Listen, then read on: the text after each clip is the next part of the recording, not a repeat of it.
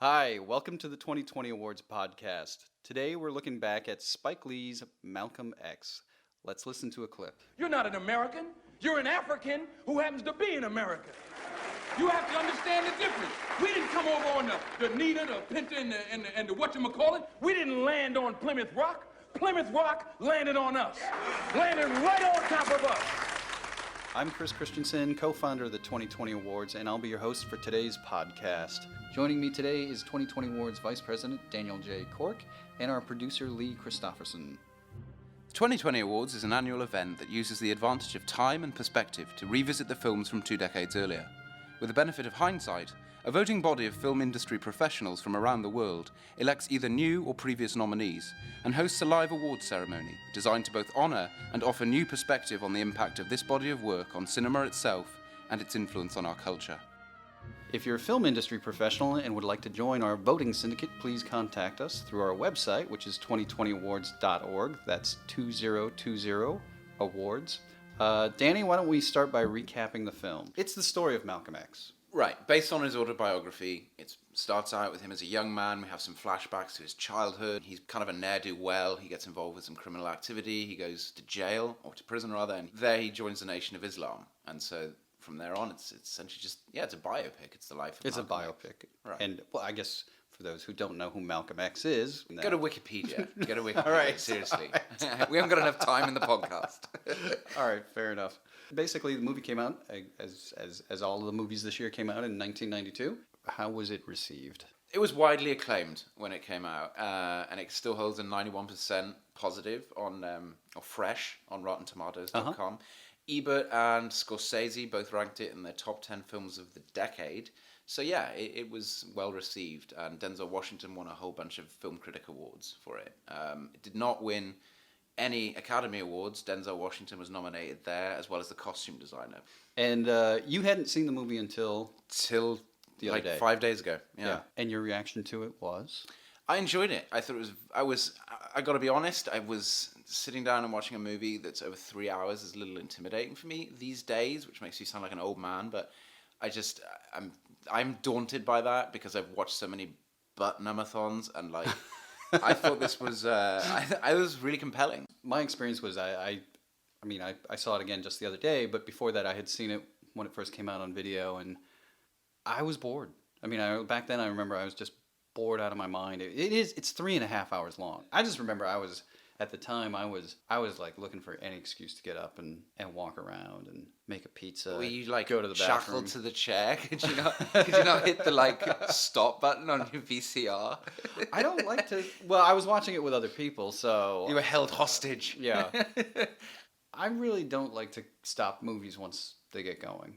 To me, it feels like if you have to pause something, the movie's not working.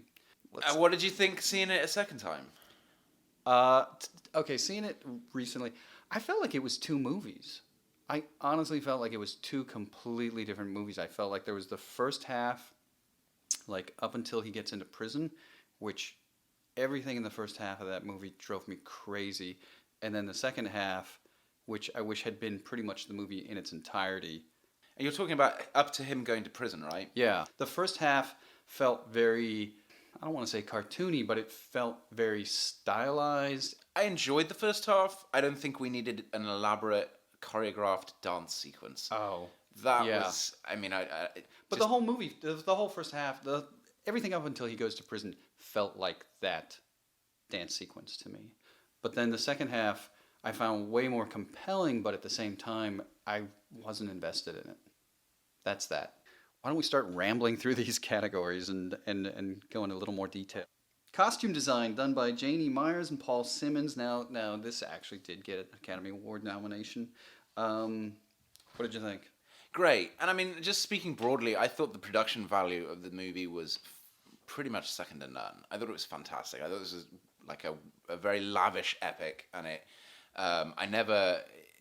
thought that they captured the period very, very well.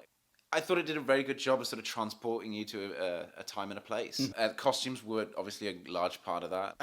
Again, this is where I start to feel like this movie falls into two halves. The second half, once he gets into prison, it starts to look like a reality that... Like a reality? Yes. Right. Well, I think that helps the movie thematically. I think the first part of the film, it's in garish colours, right? It's a fantasy. It's basically like, hey, wasn't life great and kind of I don't fake. think... I think it was more fake. Yeah, Right. yeah. And I think that works in favour of the film. I think it does on a certain level. It was a choice that Spike Lee made. I'm not sure if it worked. Why? I couldn't get into it. I couldn't get into the reality of the first. Oh, okay. Well, Yeah.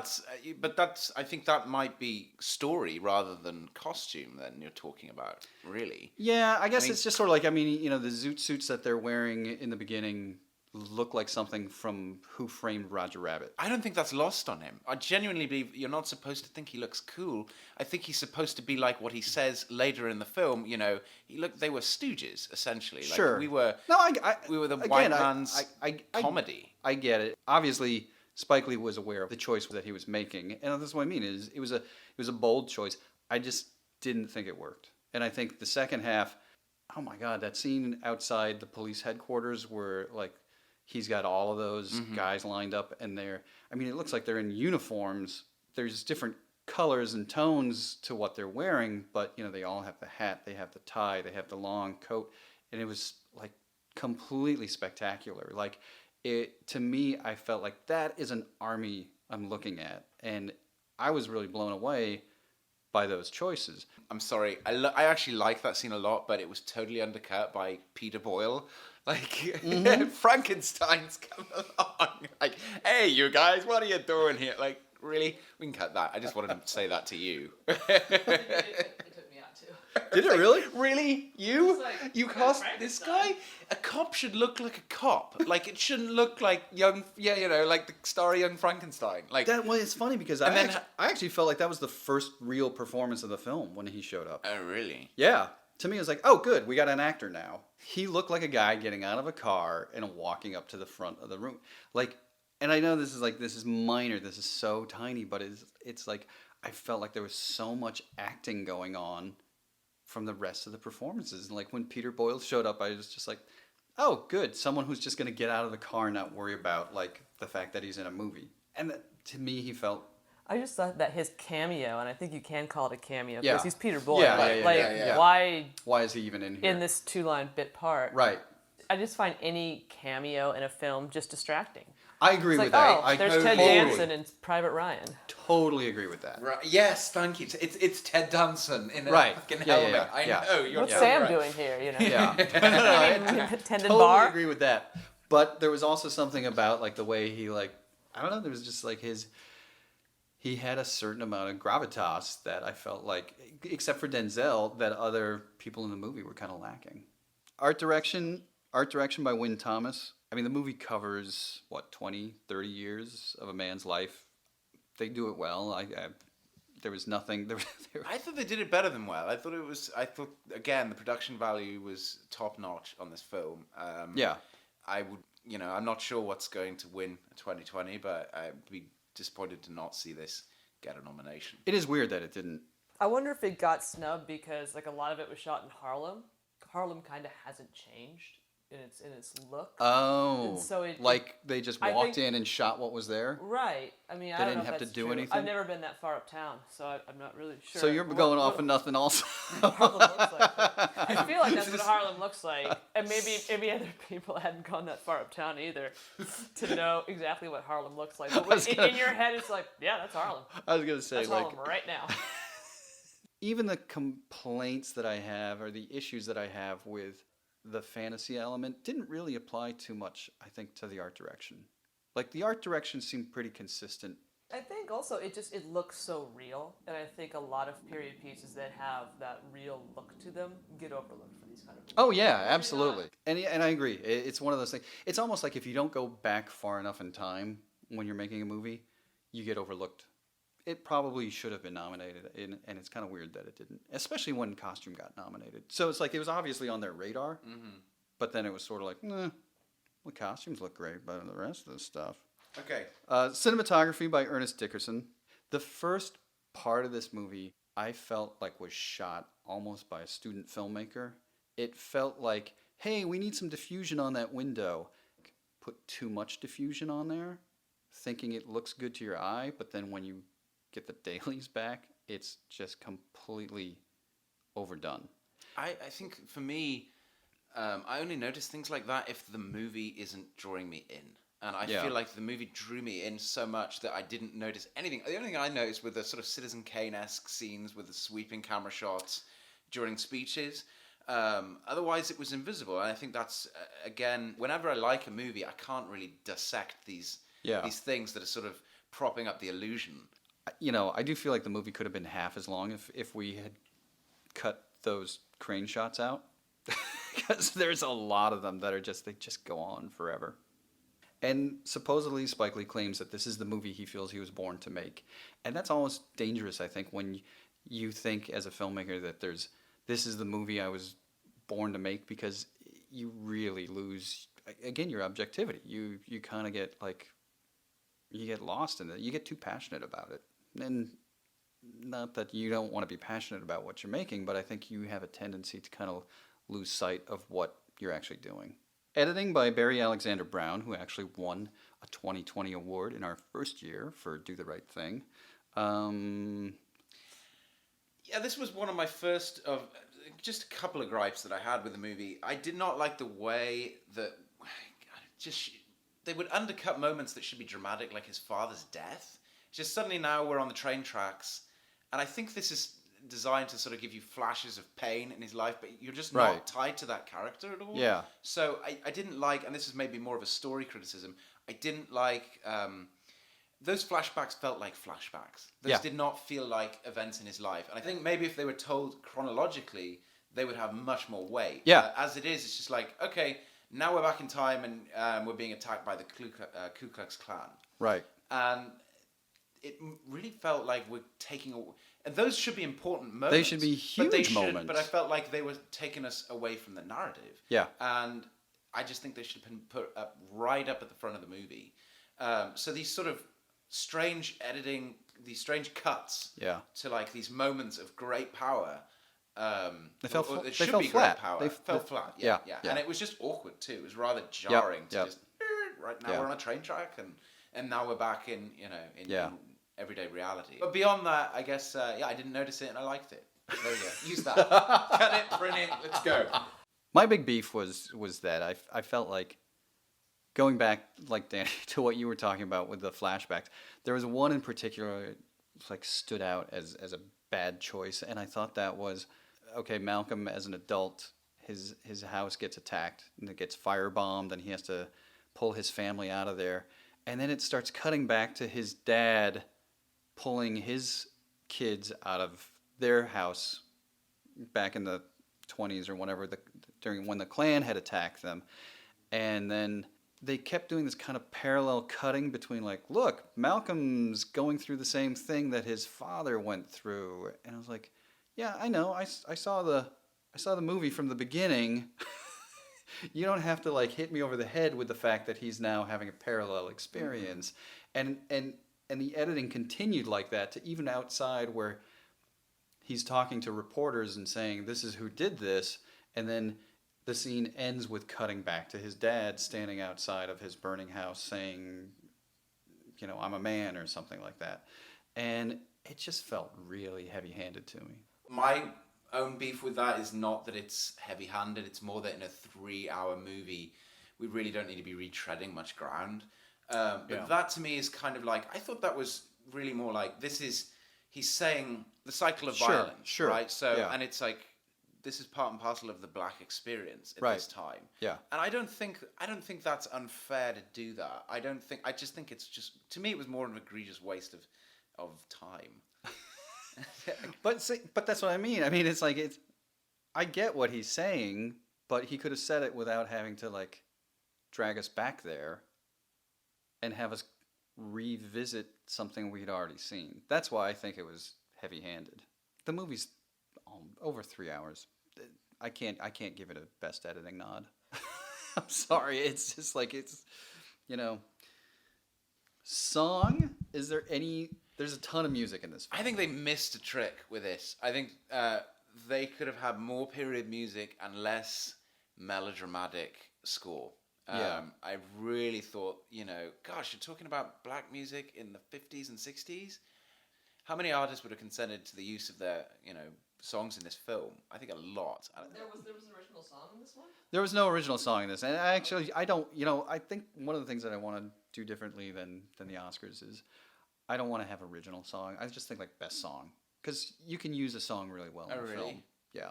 Because I think original song is just kind of a weird... But then you can have... But the danger with that is every year you can have songs repeat, Sure. Like, okay. Every time a Martin Scorsese movie comes out. Yeah. No, I like that. Best use of a song. And I think what they did here was A Change Is Gonna Come by Sam Cooke, which is the scene at the end when he's driving to make his final speech at the Audubon Hotel, and it's just him driving and kind of...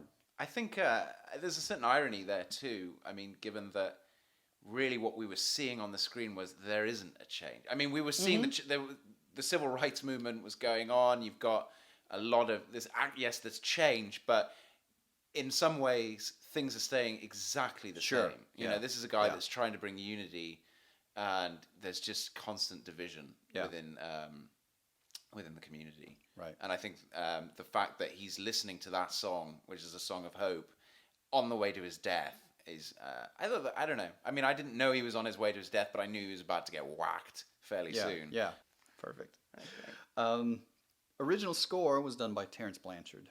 What else has this guy done? Like, is it Lifetime movies? Or I genuinely... Sorry, this is the only part of the movie that I thoroughly hated. This took me out of the film. It was very melodramatic. It was like, it was extremely soap opera, and it was like, let the drama speak for itself, or just have a less intrusive score, because it was so... I mean, I just felt like you're trying to tug at my heartstrings, and it's obvious. Like, I don't mind you trying to get an emotional response out of me, sure, but I don't want to see how you did it. Yeah. And this film... when people call films or scores manipulative... I mean, like, okay, let's talk about the score in Jaws, all right? That's manipulative in the way that it makes you feel a certain way, but it's not like you're trying to... I feel like the score was a salesman, and it was just trying to say, I want you to, please, don't you care? Will you care? And it's like, I'm just caring about you getting out of my face, because I'm trying to watch the drama, and this is just very cartoonish. I totally agree. I felt it was really schmaltzy. There was moments where the score was making me laugh. And there was also points where it felt random to me. It just was like, hey, we need some jazz music here. And so it was just sort of like, and it was just like, what is that doing right now? It was like, could we take that out? Would the scene be better if we took that out? And so, not a big fan. Pacing, if you know what I mean by that, so you've got a scene where there's drama between Malcolm X and his wife, and the score is rising to crescendos of like screaming violins, and it's like there's not even events happening at the pace that the score is moving. I just found it really distracting. It wasn't needed. You put music in there when the scene's not dramatic enough. Like, every scene in this movie was dramatic. There didn't need to be... You don't need to tell me that what they're talking about is dramatic because I'm listening to them talk. Except for I can't hear them because this music is blasting in the background. Yeah. Well, on that note, let's take a break and hear a word from our sponsor and listen to a little bit of music. Scarecrow Video is one of the largest independent video stores in the country, located in Seattle's beautiful University District. One of the last remaining brick-and-mortar stores featuring DVDs, VHS, Laserdisc, and Blu-ray. If you can't find a movie at Scarecrow, it hasn't been filmed yet. For more info, visit scarecrowvideo.com. Located in a converted dentist's office, the Grand Illusion is Seattle's classiest, weirdest, and completely volunteer-operated cinema, screening the world's finest art house, foreign, and revival films. Located in the University District right across from the Jack in the Box. For more info, visit grandillusioncinema.org. It's a very interesting history of the script, because it was actually written by Arnold Perl and James Baldwin. They had both taken cracks at it back in the 60s and 70s, and then Spike basically bought the rights to it and rewrote it But James Baldwin's family, he was deceased, and his family asked them to take his name off of it. And Arnold Perl really, I don't know how much of this he had to do with this draft, but really anything in this draft is all by Spike Lee. Danny, you like this movie better than I did, and I'm going to encourage you to get us rolling on this. Well, topic. yeah, I thought this was okay. So you got a 3 hour plus movie. I think the thing that kept this film so compelling for me was how the character is constantly growing. He's changing. This is a character that's changing the whole time. It's not just so Scarface is a 2.5 hour movie about a psychopathic drug fiend, right? And he doesn't really change. I mean, his fortunes rise and fall, but his character doesn't develop. And that, to me, was what the strength of this movie was. It's not a movie that does hero worship, and I think it represents Malcolm X as a human being with flaws. And I think, ironically, that makes him more heroic, because he has to kind of overcome these stumbling blocks of his own nature. I mean, he's growing, and this is a character that he's sort of trapped by his own meteoric rise. You know, his principles are trapped, and it's only when he's kicked out of, he leaves the Nation of Islam, that he starts to grow again. Like, he challenges himself. Right. I mean, and that to me is, it reflects sort of the hope in the change of the culture too. I thought it was too long, and I think I'm not a big fan of biopics because I think there's a tendency to want to tell the person's entire life, and I think that's a huge mistake. And I feel like No, I agree. I feel like that's one of the things that this thing suffers from. Well, I think in this instance, though, it doesn't tell his entire life. Like, we're not going back before the age of him being a young man, really. We've got a couple of flashbacks, and there's some of that, and I don't know. I like I said, I never got engaged